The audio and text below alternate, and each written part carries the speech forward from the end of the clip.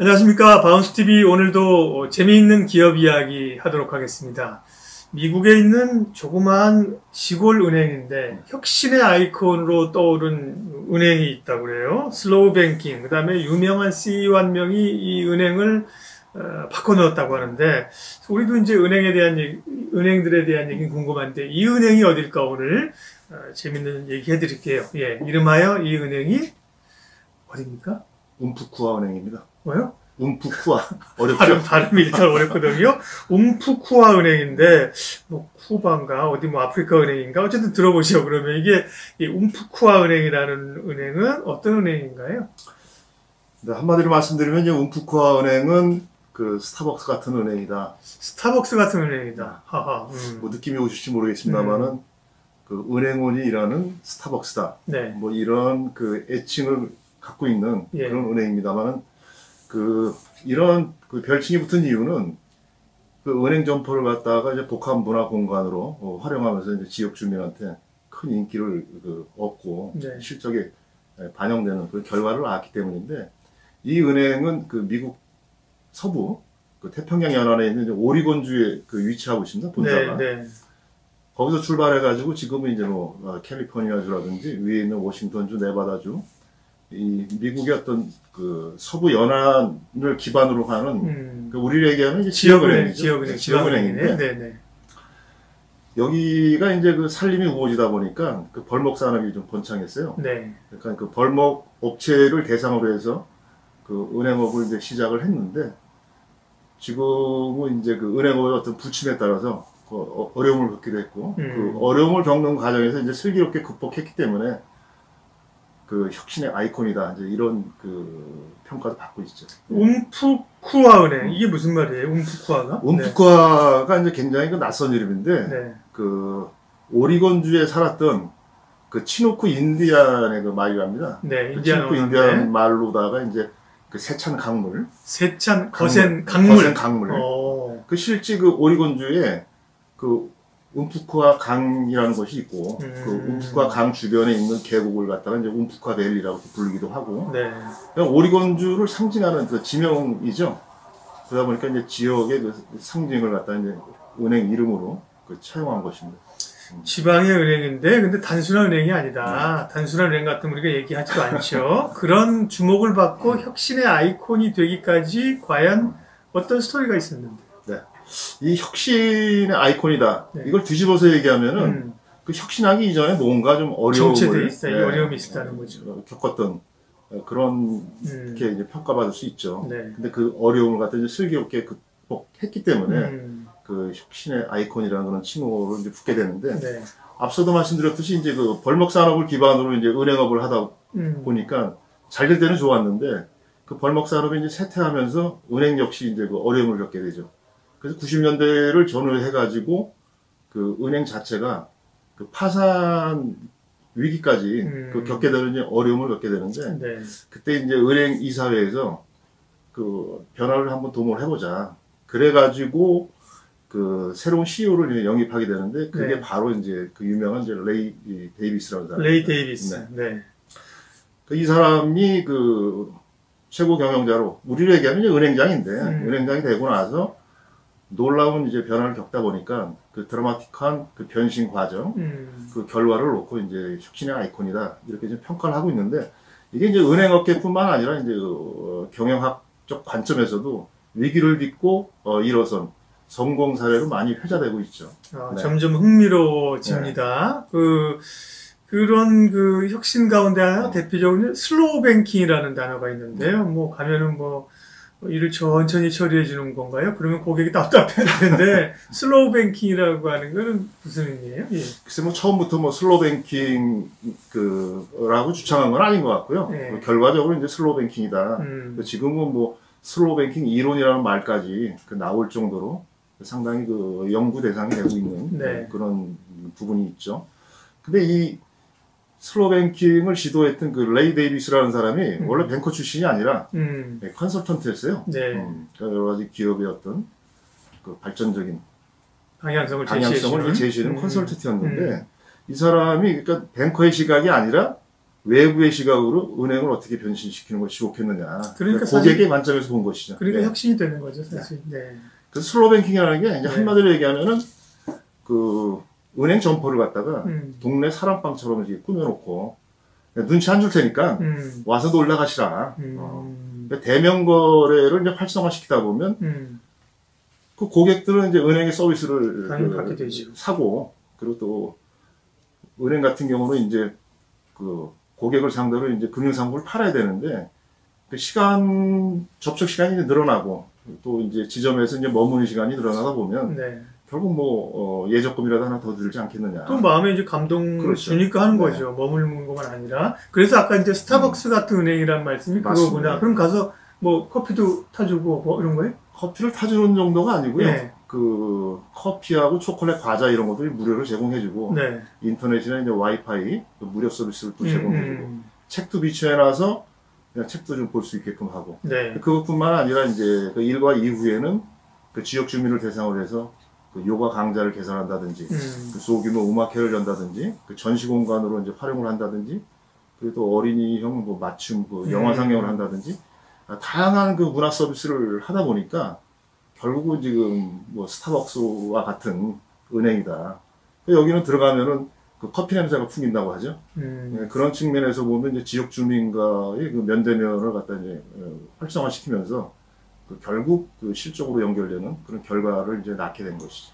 예. 김 선배님 좋아하시는 사랑방 같은 네, 그런 곳이고 그러니까 뭐 믹스 커피 타주고 이런 게 아니라 커피도 굉장히 전문가적인 바리스타들이 교육을 그렇습니다. 받은 사람이 타주고. 그래서 실질적으로 이 서비스 강화, 뭐 은행 입장에서는 이제 네. 휴먼 터치를 강화하는 그런 전략을 세워놨는데 커피도 그냥 형식적인 뭐 마시고 싶은 사람 알아서 타서 마시세요 뭐 이런 차원이 아니라 정말 바리스타한테 커피 내리는 방법을 제대로 교육을 받게끔 하고 그리고 또 서비스 강화를 위해서 그 서비스로 유명한 리치 칼튼 호텔로 뭐 직원들을 갖다 이제 위탁 교육을 보내고 그러니까 이런 아주 고품질의 그 서비스를 갖다 이제 제공하다 보니까 그 지역 주민들로부터 은행원들이 일하는 스타벅스다 이런 그 애칭을 받게 되는 그런 결과를 낳았죠. 스타벅스 이제 하워드 실주가 책 몇 권 쓰면서 더 그 스타벅스가 부각됐잖아요. 근데 이 CEO 아까 누구라 그러셨지? 레이 데이비스. 이분도 그런 요의 책도 썼군요 보니까. 네, 이 사람이 한 20여 년간 그 은행장으로 최고 경영자로서 이제 일을 했는데 그 재임 기간 중에 그동안의 어떤 경험을 모아서 이제 자전적 책을 하나 발간을 했어요. 그 책 제목이 이제 움프카처럼 체험을 팔아라. 체험을 팔아라. 근데 뭐 다 소개해드릴 수는 없지만 그 대표적인 것이 취임하고 첫 번째로 한 일이 뭐냐면 그 직원을 채용하는 데 있어서 경력직 같은 경우는 이제 은행 업무만 아는 사람은 채용하지 않겠다.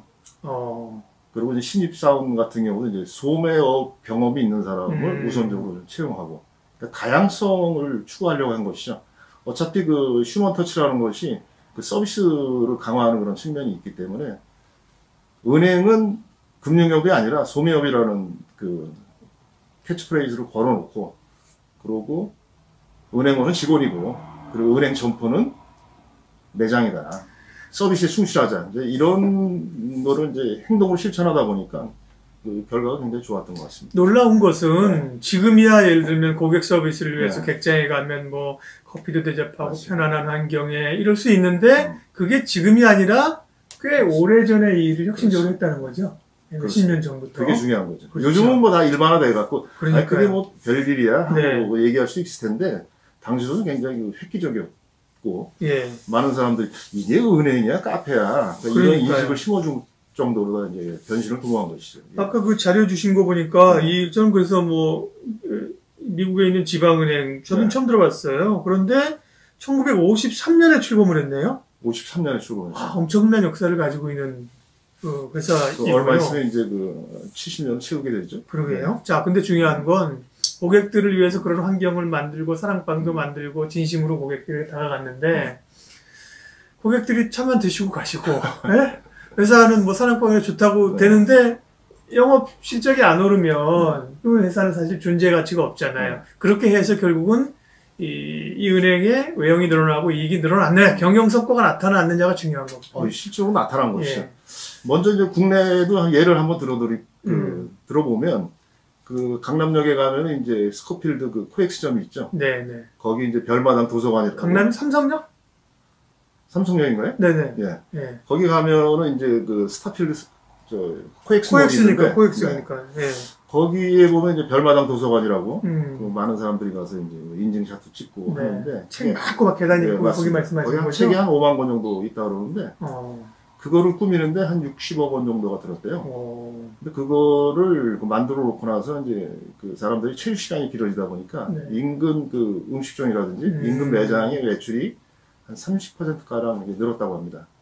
근데 움프카도 이제 마찬가지로 이 레이 데이비스가 이제 1994년에 이제 취임을 했는데 그 이후에 이제 이 사람이 그 재임 기간 동안에 뭐 기복이 좀 있었겠습니다만 이제 연평균 한 30% 가까운 네. 그 성장률을 보였고 그리고 재임 기간 동안에 이제 점포수가 10배가 늘어났대요. 그리고 이 퇴임한 무렵에는 지점수가 한 350개 정도 그렇게 늘어났다고 하죠. 그러니까요. 네. 처음이라는 게 어려운 거잖아요. 우리가 뭐 콜럼부스가처럼 맞습니다. 달걀을 세우는 거 뭐 지금이야 예를 들면 달걀 세워봐 그러면 이게 쪼개 세우지만 그걸 이 콜럼부스가 처음 그런 아이디어를 시도했다는 게 놀라운 건데요. 중요한 것은 이런 그 외형 성장뿐만 아니라 네. 그 최고의 어떤 서비스를 제공하다 보니까 그 이미지 제고가 되고 또 지역 주민들로부터 이제 많은 사랑을 받고 또 결과로 남는 그런 연결고리가 형성되다 보니까 그 미국의 유수 언론으로부터 최고의 서비스 기관이다 이런 평가를 받고 있고 또 그리고 미국의 유력 경제 전문지 그 포춘에서 네. 매년 그 선정하는 게 이제 네. 100대 기업이 있어요. 일하고 싶은 100대 기업. 여기에도 한 7, 8년 오랫동안 이제 선정이 되는 그런 대사로 이제 인식이 되고 있죠. 사실 뭐 외형 성장뿐만 아니라 네.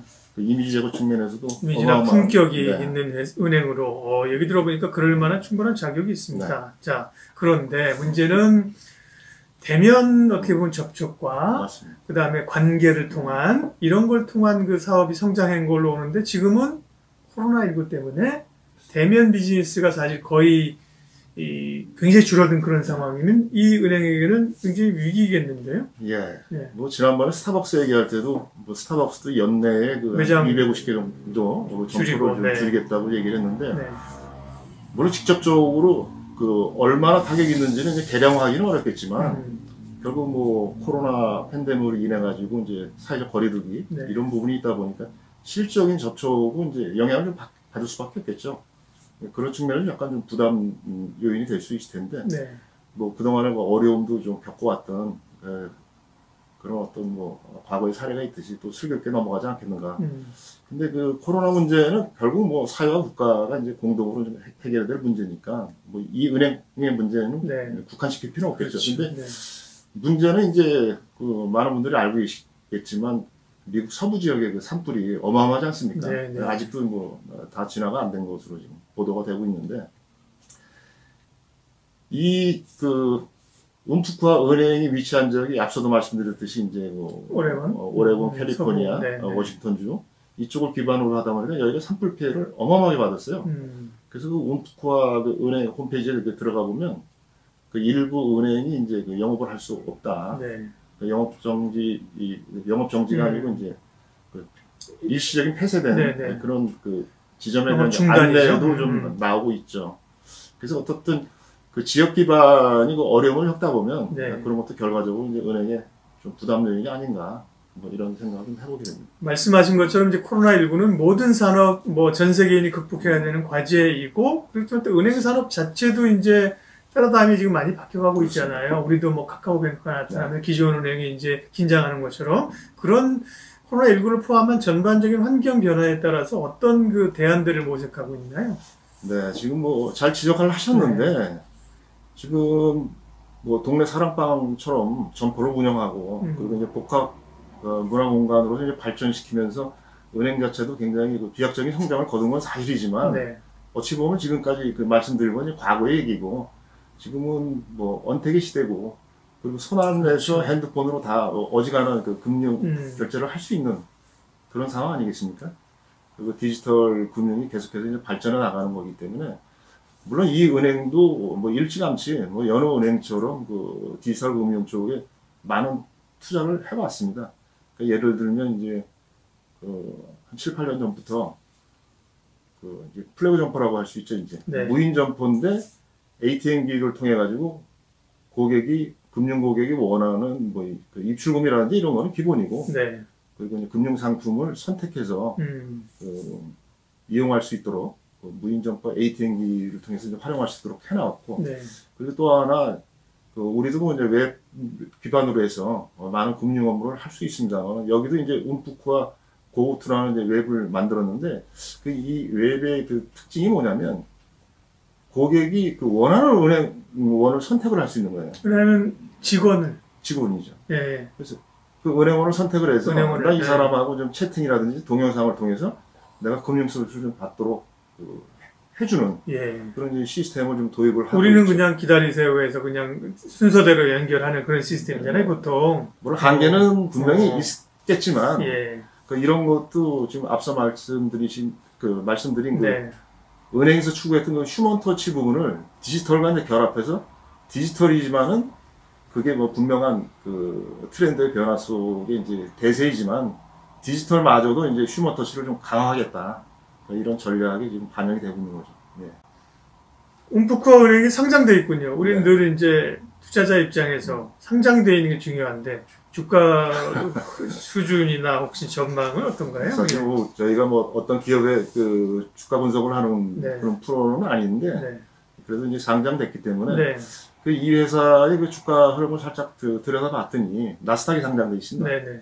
근데 이제 올 들어서 뭐 여러 은행주들과 마찬가지로 좀 낙폭이 좀 컸었어요. 1분기에는 좀 거의 한 주가가 반토막 정도 난 것 같은데 2분기하고 3분기에는 주가가 지금 11달러에서 12달러 그 수준에서 지금 횡보를 좀 하고 있습니다. 근데 이제 단순 비교를 좀 해보면 그 미국의 그 BOA, 뱅크 오브 아메리카의 주가가 지금 한 24달러 그 전에서 움직이고 있고요. 지금 보면 그 BOA의 한 절반 수준인데 실적도 괜찮습니다. 근데 여기가 이제 그 나스닥이 상장된 게 그 움푸크와 홀딩스로 그 상장이 돼 있어요. 홀딩스가 상장돼 있고 운영 자회사로 움푸크와 은행하고 움푸크와 그 인베스트가 이제 두 개 회사가 이제 그 거기 포함이 돼 있죠. 근데 이제 그 올 1분기에 그 적자가 좀 컸어요. 18억 달러 정도 이제 적자가 난 것으로 요약 재무제표에 나와 있는데 다행히 이제 2분기에는 그 소폭의 흑자 전환을 했습니다. 작년과 재작년에는 이제 지속적으로 좀 안정적인 흑자 기조를 해왔는데 그걸 뭐 재무적으로 제가 뭐 자세히는 못 봤지만 그 드러난 것만 살짝 보니까 비이자 부분에서 그 적자가 컸더라고요. 1분기 때. 결국은 그 은행 쪽보다는 이제 인베스트 쪽에서 투자 손실이 아닌가 그냥 이렇게 좀 개인적으로 뭐 추정을 좀 해보고 있죠. 근데 이 은행이 그 주가를 지금 많은 유수의 기관에서 전망치를 내놓은 걸 보니까 향후 좀 상승 가능성은 있는데 뭐 좀 보수적인 데는 한 13달러, 조금 이제 강하게 보는 데는 한 17달러, 18달러 순까지 회복이 될 것이다 라고 점치고 있는데 그 평균치를 내면 한 15, 16달러 정도가 만약에 된다면 지금보다 한 20, 30%의 성장 가능성은 있는 거 아닌가 그렇게 뭐 예상해 볼 수 있죠. 근데 이제 은행주라는 것이 이제 거시경제하고 이제 맞물리고 또 앞서 말씀드렸듯이 그 지역의 어떤 산불 피해가 어마어마하다 보니까 지역 경제 어떤 회복 여부 이런 것도 좀 눈여겨봐야 되지 않을까 이렇게 생각이 됩니다. 은행 이름은 대단히 어렵지만 움푸크와 은행 굉장히 그 혁신적이고 의미 있는 배울 게 많은 은행 이야기 오늘 흥미로운 기업 스토리에서 다뤄봤습니다. 고맙습니다.